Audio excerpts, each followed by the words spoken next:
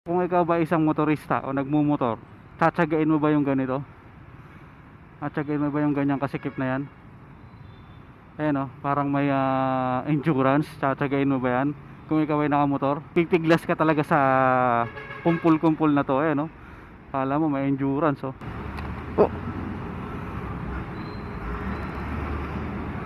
stop mo cellphone naman dyan. Ang ganda naman ng cap mo, arbor na lang yan.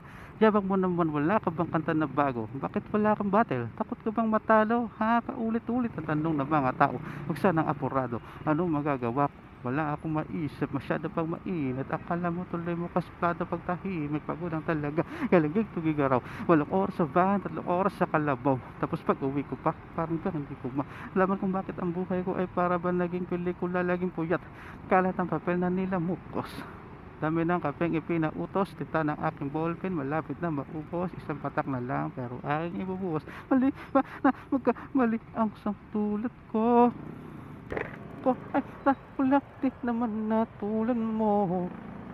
Ano bang dapat na gawin? Dapat bang kamuhin? O dapat ba natularan ng isang tulad ko na naulang?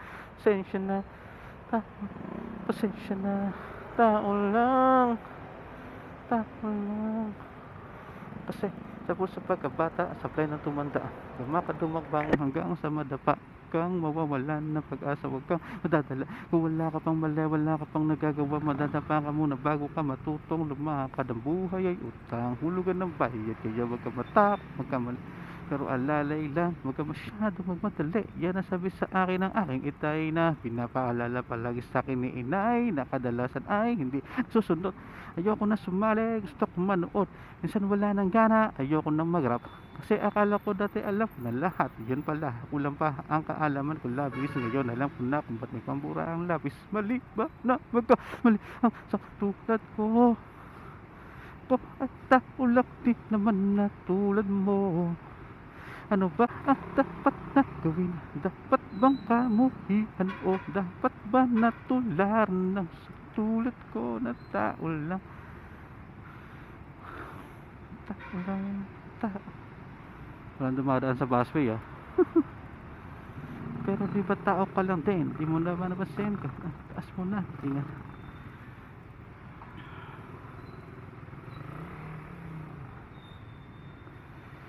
Walang dumadaan oh. Yan tayo. Yo, magandang umaga. It's Monday morning, rush hour. So tayo sa Cubao, Pacubao ilalim. So ayan oh. Grabe ano. Grabe na pila. Yung pila is grabe. The pila is grabe. Bumper to bumper. Ngayong Monday rush hour morning.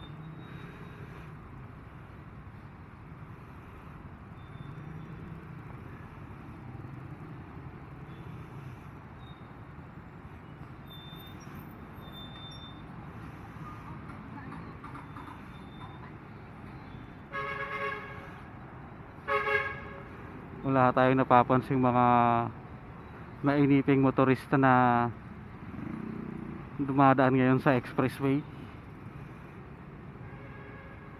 Wala, ay hindi, wala pa tayo nakikita sa ngayon no. Ewan ko lang maya maya. Ayun no, wala tayo nakikita. So good dyan, di ba? Yun nga lang talaga ngayon no, tsatsagain mo ba yan? No? Kung ikaw, uy, oh,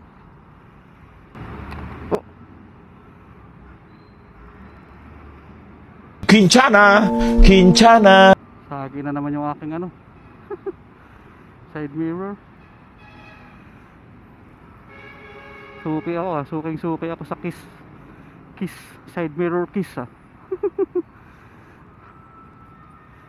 Suking-suki tayo pag ganito no.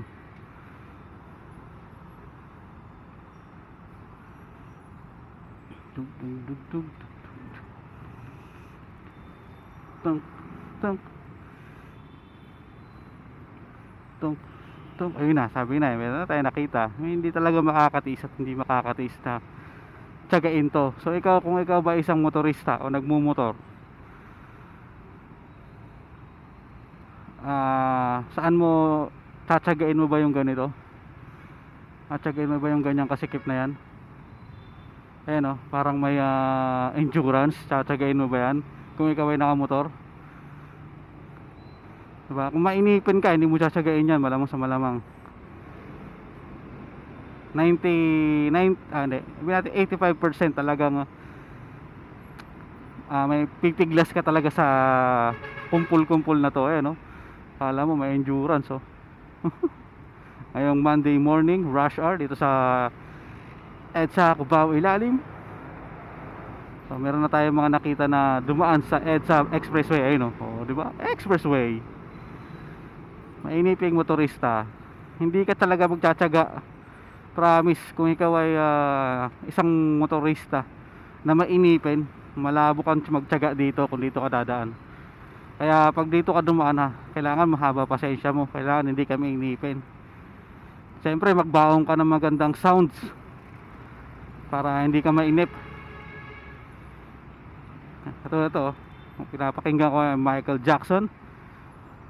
Science not mass. Billie Jean.